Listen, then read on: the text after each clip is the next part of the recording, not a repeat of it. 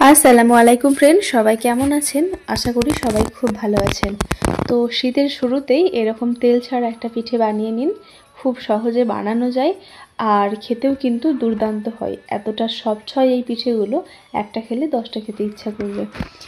তো এটা আমি চালের গুঁড়ো দিয়ে বানাবো না, সুজি দিয়ে বানাবো। আপনারা প্রথম থেকে দেখতে থাকুন, আশা করছি আপনাদের ভালো লাগবে। তো চ্যানেলটাকে সাবস্ক্রাইব করে নিয়ে পাশে থাকবেন আর প্রথম থেকে শেষ অবধি দেখতে থাকুন। তো প্রথমেই একটা মিক্সিং জার আমি নিয়েছি আর একটা গ্লাস ভর্তি করে সুজি নিয়ে নিয়েছি। এখানে কোনো রকম চালের আটা বা ময়দা আটা কোনো কিছুই লাগবে না, সুজি দিয়ে পিঠেটা বানাবো। তো অর্ধেক অর্ধেক করে সুজি নিয়ে মিক্সিতে আমি একটুখানি পাউডার করে নিচ্ছি। আপনারা শুধু সুজি দিয়েও অনেকক্ষণ ভিজিয়ে রেখে করতে পারেন, তবে সুজির যে অতিরিক্ত দানাদার ভাবটা সেটা একটুখানি কাটিয়ে নেওয়ার জন্য আমি মিক্সিতে গুঁড়ো করে নিয়েছি। 1 গ্লাস পরিমাণ সুজি নিয়েছি, পরিমাণ মতো দিচ্ছি নুন আর দিয়ে দেবো 2 চামচ পরিমাণ পাউডার দুধ। এই শুকনো উপকরণগুলো মিশিয়ে নিয়ে আমি দিয়ে দেবো এর মধ্যে টক দই।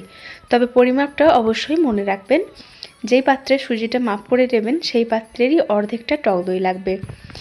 তো অবশ্যই অর্ধেকটাই দেবেন, এর বেশি দেবেন না। পরিমাপগুলো মনে রাখলে পিঠেগুলো কিন্তু সুন্দর হয়। দেখুন ওই গ্লাসেই আমি মাপ করে অর্ধেকটা টক দই নিয়ে নিয়েছি। ওই পাত্রটা ধুয়ে একটুখানি পানি দিয়ে নিচ্ছি। এবারে হাতে করে ভালো মতো মেখে নেব। তো এই যে খামিরটা হবে একটুখানি নরম হবে, যেহেতু এটা সুজি দিয়ে তৈরি করে নেব। এটা কিন্তু মিনিটে মিনিটে পানি টানতে থাকবে, সুজিটা যত ভিজবে এটা কিন্তু ততটা শক্ত হতে থাকবে এই খামিরটা। তো এখন একটু শক্ত মতো ডোটা আছে, আমি এই পর্যায়ে একটুখানি দুধ দিয়ে নেব। আপনারা চাইলে এর মধ্যে পানীয় ব্যবহার করতে পারেন। আমার কাছে দুধ থাকে প্রায় জাল করা, সেই জন্য আমি দুধটাই দিয়ে নিলাম। এর পরিবর্তে আপনারা পানীয় ব্যবহার করে নিতে পারেন। তো দুধটা দিয়ে ভালোভাবে মেখে নেওয়ার পরে দেখুন এইরকম একটা খামির হবে, একদম নরম, দেখে বুঝে নেবেন একটুখানি। তো এখন আমি রেস্টে রেখে দেবো 10 থেকে 15 মিনিটের জন্য। এর থেকে বেশি রেস্টে রাখার দরকার নেই। ভালো মতো মাখিয়ে নিয়ে একটা সাইডে ঢেকে আমি রেখে দিচ্ছি। তো পিঠেগুলো করতে আমার এখানে কাঁঠাল পাতা লাগবে। কাঁঠাল পাতাগুলোকে আমি ভালোভাবে ধুয়ে মুছে পরিষ্কার করে নিয়েছি। এখন কাঁঠাল পাতার আগাগোড়া একটুখানি সমান করে কেটে নিচ্ছি। সবগুলো কাঁঠাল পাতাই আমি এইভাবে কেটে নেব।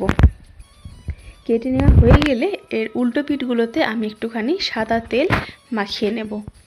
তো দেখুন এই যে উল্টো পিঠটায় একটুখানি সাদা তেল মাখিয়ে নিচ্ছি, যাতে করে পিঠেগুলো ভেপে যাওয়ার পরে সুন্দরভাবে ছেড়ে আসে। তো মোটামুটি সবগুলো পাতাই আমার এখানে রেডি হয়ে গেছে। দেখুন এই যে তেলটা মাখিয়ে নিয়েছি আর সবগুলো পাতা একইভাবে রেডি করে নিয়েছি।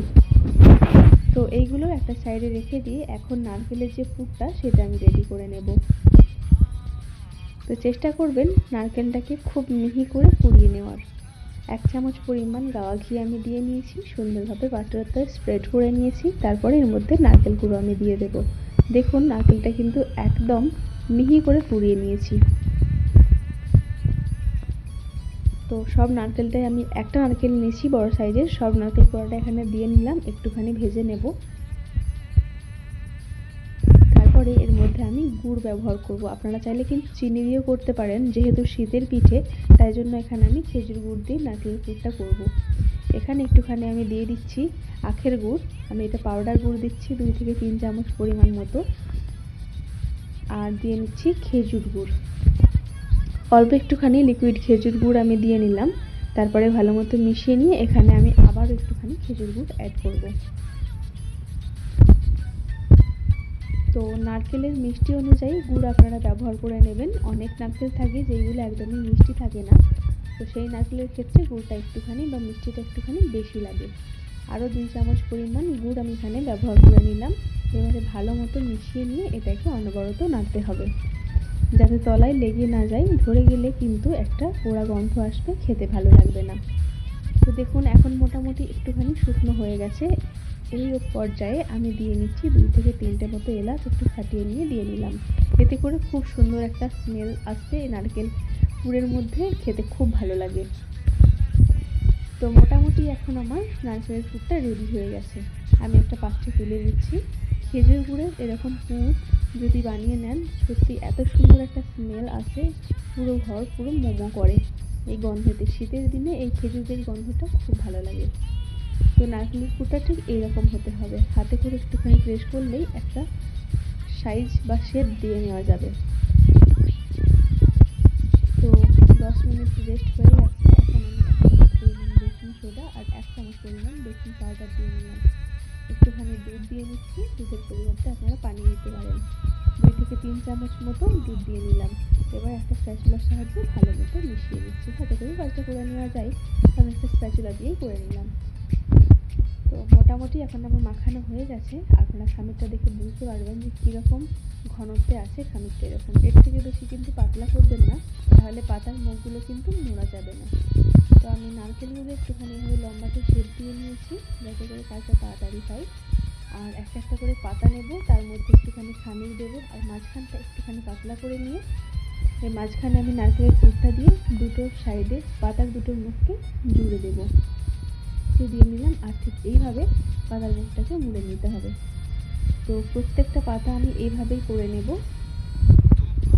তো মোটামুটি এখানে আমার অনেকগুলো সবজি আনা হয়ে গেছে। আমি এখন ভাপে বসিয়ে দিচ্ছি। একটা পাত্রে পানি বসিয়েছি, পানিটা ফুটে গেলে তারপরে ভাপে বসিয়ে।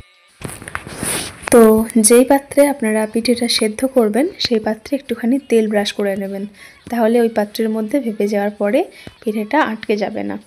দেখুন এখন ভালো মতো পিঠেগুলো সেদ্ধ হয়ে গেছে। আর পিঠেগুলো যখন ভালোভাবে সেদ্ধ হয়ে গেছে, পাতাগুলো কিন্তু নিজের থেকেই ছেড়ে যাচ্ছে। তো এখন আমার সব পিঠেগুলোই রেডি হয়ে গেছে। আমি আরও একটা পাত্র বসিয়েছি কতগুলো পিঠে সেদ্ধ করে নেওয়ার জন্য। আর এই পিঠেগুলো গরম গরম খেতে এত সুস্বাদু লাগে, আর খুবই সফট হয় এই পিঠেগুলো।